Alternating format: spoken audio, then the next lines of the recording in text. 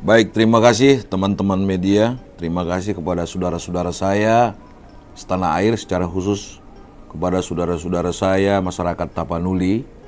Saya bernama JS Simatupang, lahir di Tapanuli Utara 58 tahun yang lalu. Ya, saat ini didaulat oleh teman-teman para senior tokoh Tapanuli untuk menjadi pelayan dalam Panitia Percepatan Provinsi Tapanuli. Nah, sudah berumah tangga dan mempunyai 2 putra. Dan di Panitia Percepatan Provinsi Tapanuli ini didampingi beberapa wakil ketum, juga sekjen dan wakilnya, dan bendahara dan wakilnya, dan berbagai divisi yang ada. Serta juga kami mempunyai Dewan Pembina, Dewan Penasehat, Dewan Pakar, dan juga konsultan yang bekerja memberikan kontribusi untuk cita-cita mulia yang saat ini lagi berjalan. Itu sekilas saudara-saudara masyarakat Tapanuli dan masyarakat Indonesia, secara khusus masyarakat di luar suku Tapanuli yang berdiam di Sumatera Utara. Perkenalan singkat dari kami. Terima kasih. PPT adalah singkatan dari Panitia Percepatan Provinsi Tapanuli yang kita deklarasikan itu pada tanggal 8 Oktober 2022. Nah, kemudian kita adakan selamatan yang disebut dengan Gondang Sabangunan tanggal 29 Oktober 2022 di Tapanuli Utara. Jadi tanggal 3-nya itu, tanggal 8-nya itu di Medan, tanggal 29-nya. Itulah singkatan dari panitia ini yang misinya adalah memperjuangkan bagaimana legitimasi Provinsi Tapanuli itu diberikan oleh pemerintah yang sudah sangat lama kami tunggu, masyarakat tunggu, dan sudah dilakukan secara administratif oleh para pendahulu.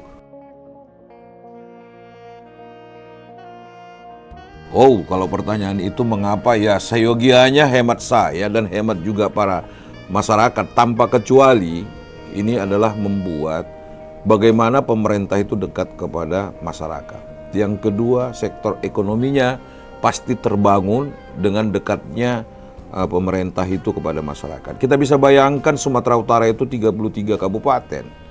Niscaya itu seorang gubernur bisa melihat masyarakatnya, ya. Satu hari satu saja nggak sampai. Jadi pemekaran itu adalah suatu bentuk implementasi pemerintah bisa mengetahui bagaimana sih kebutuhan daripada masyarakat itu. Ya, kita kasih contoh, begitu cepatnya Papua itu diberikan legitimasi sampai lebih dari 5 provinsi sekarang, itu tujuannya adalah paling tidak ekonomi yang terbelakang sekali menjadi bagian daripada perhatian pemerintah pusat. Nah, itulah yang diinginkan oleh masyarakat Tapanuli yang berdiam di daerah Tapanuli, bahkan masyarakat Tapanuli dimanapun, ya, itu menginginkan supaya provinsi itu diwujudkan, dilegitimasikan oleh pemerintah. Dan kami mengadakan beberapa sarana pertemuan, pembicaraan. Satu-satunya sekarang membangun provinsi Tapanuli yang selama ini disebut sebagai kota wilayah miskin, pemerintah itu harus dekat, mengetahui kebutuhan yang tidak hanya mendengar daripada aparat yang bertugas begitu jauh.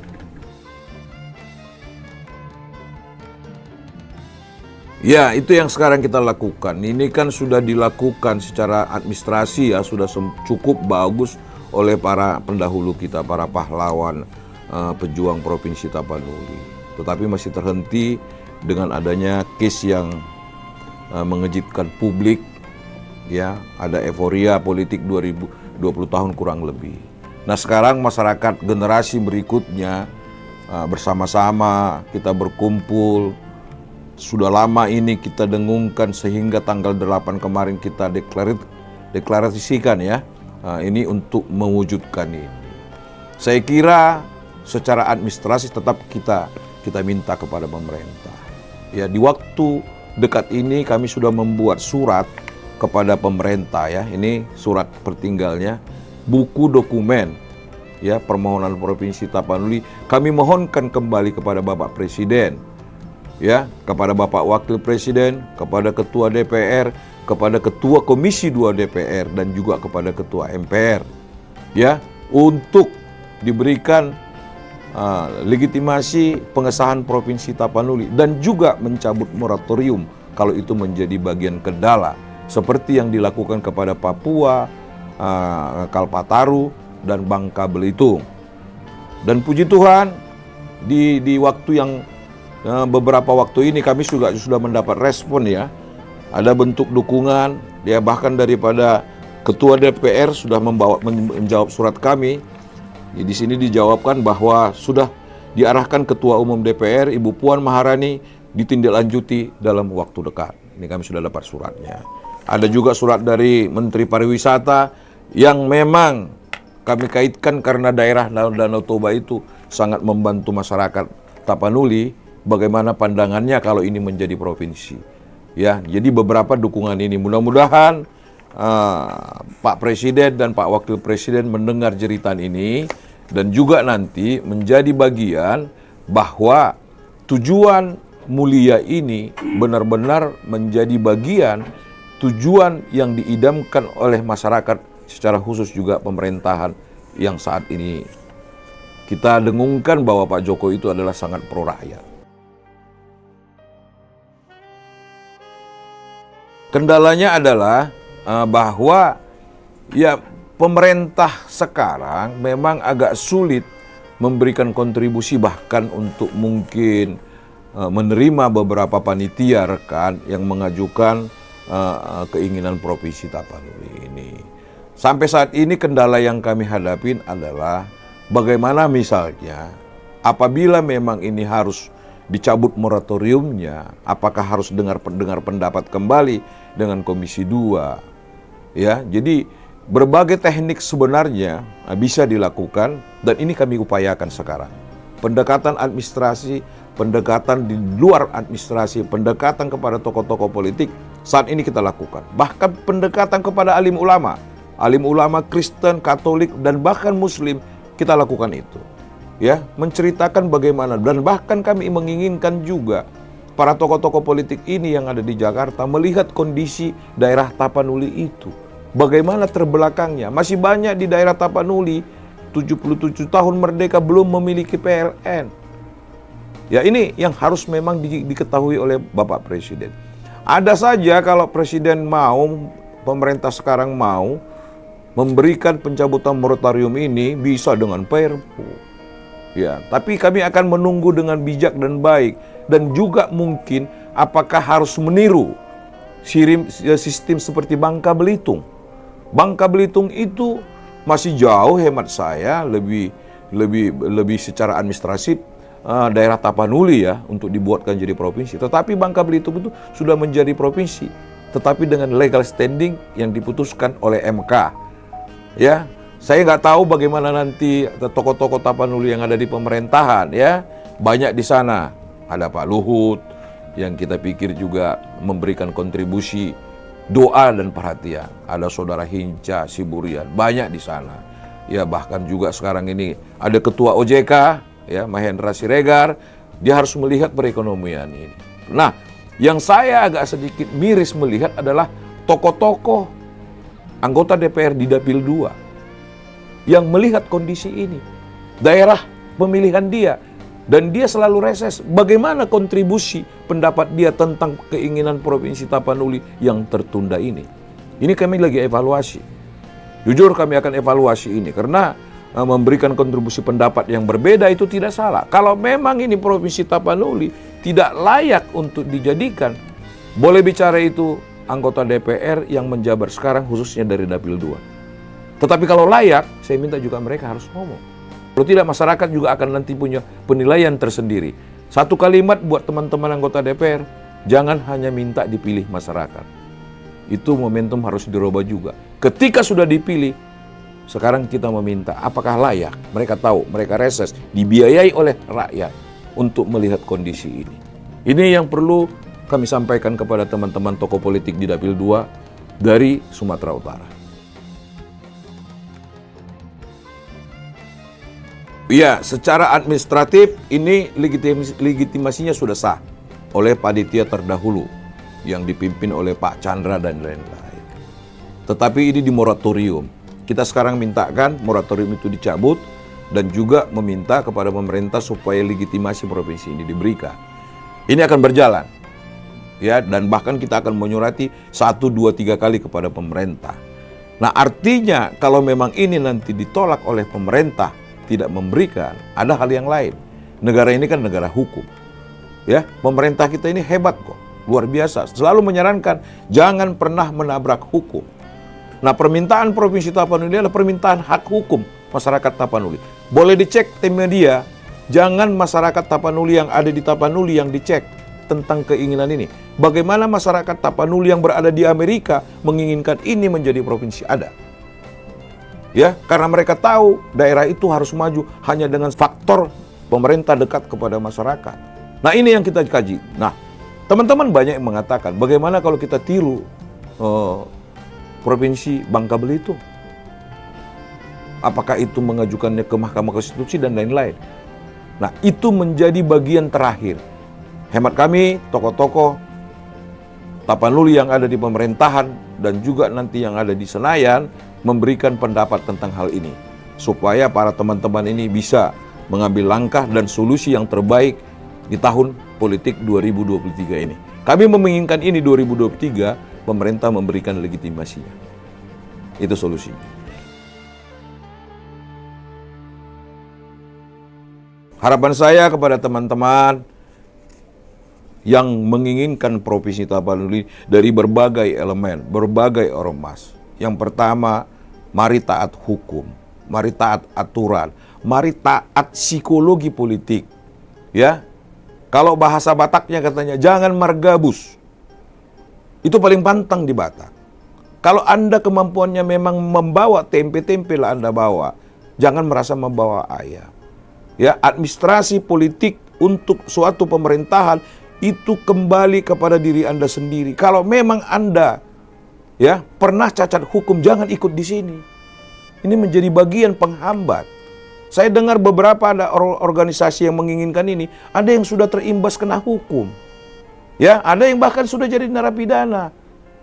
Ya sudah, monggo berhenti, kecuali hukuman yang diterima oleh Chandra Panggabean dengan kawan-kawan itu tidak bermasalah karena mereka memperjuangkan ini. Tetapi kalau teman-teman yang lain, misalnya ada yang manipulasi A, ada yang manipulasi B, itu jangan deh, berhenti supaya cita-cita ini. Ya, jadi dibagikan. Generasi sekarang yang menginginkan ini ada terindikasi dengan persoalan hukum, berhenti. Saya minta itu menghambat. Ya, kalau Pak Chandra dan teman-teman itu memang akibat euforia politik mereka dihukum dan itu akibat memperjuangkan ini, bukan ada perbuatan pidana yang lain. Ini yang menjadi perhatian kepada teman-teman. Siapapun berhak kok mengusulkan ini, organisasi apapun. Tapi jangan ada dusta di dalam mengumumkan ini. Jangan ada, kalau kata orang sekarang, jangan ada dunia hoaks. Pemerintah sekarang jeli dengan staf-staf ahli psikologi yang tahu persis siapa itu orang, apa backgroundnya. Itu yang perlu saat ini kepada semua teman masyarakat Tapanuli.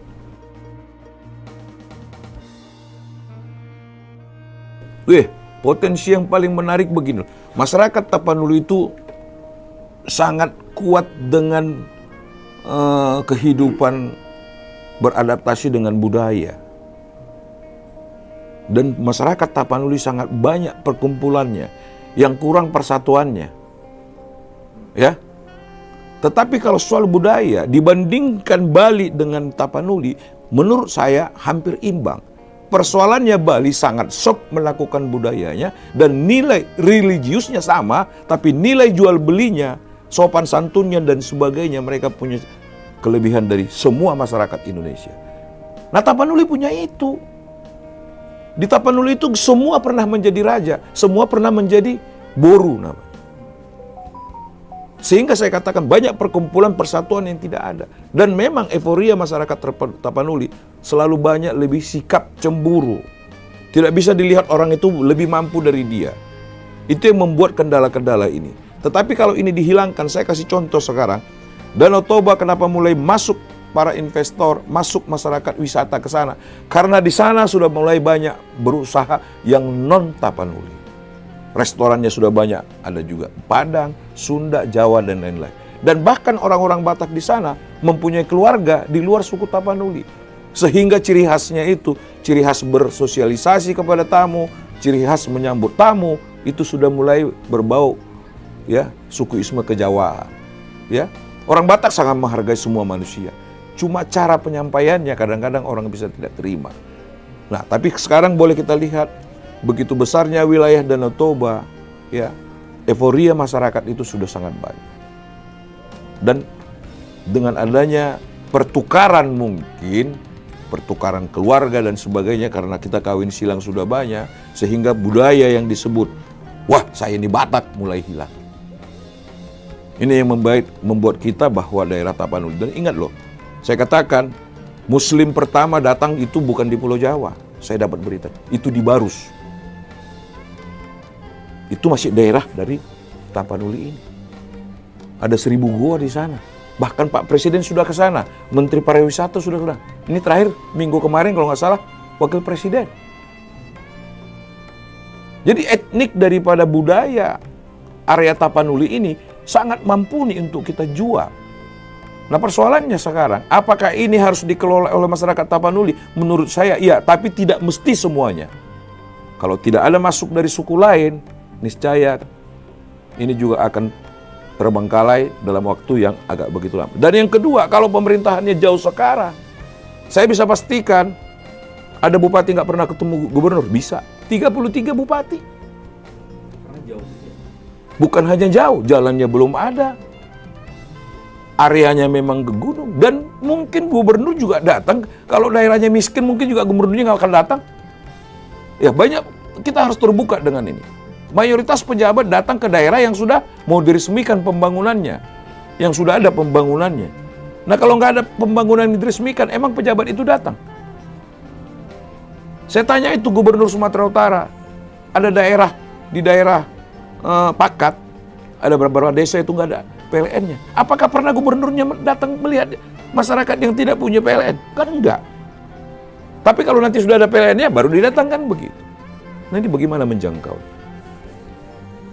Niscaya pemerintah dekat kepada masyarakat, perekonomian masyarakat pasti menjadi hidup. Itu saja yang perlu kita lakukan kepada masyarakat yang sangat jauh di pelosok. Anda kalau mungkin jalan ke daerah saya, kampung sana, nggak percaya kalau saya bilang, beberapa tempat belum ada air, beberapa tempat belum ada PLN. Bahkan tempat peribadatan, itu air nggak punya, khususnya gereja-gereja. Nggak punya kamar mandi. Nah ini menjadi pemikiran.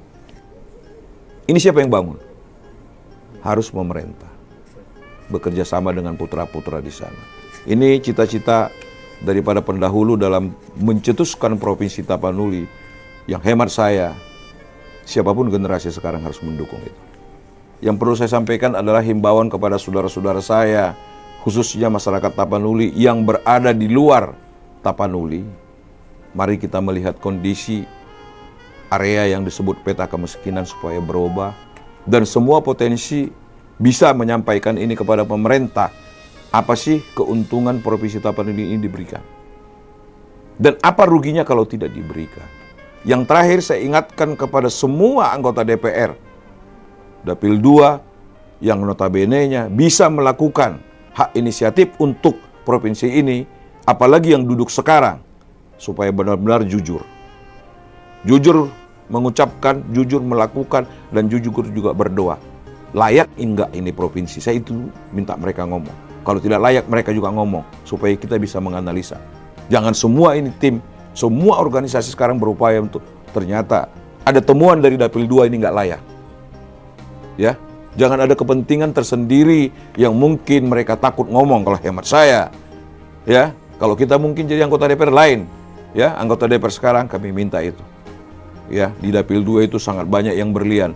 Jangan berliannya nanti jadi redup gara-gara masalah 2023 ini. Terima kasih.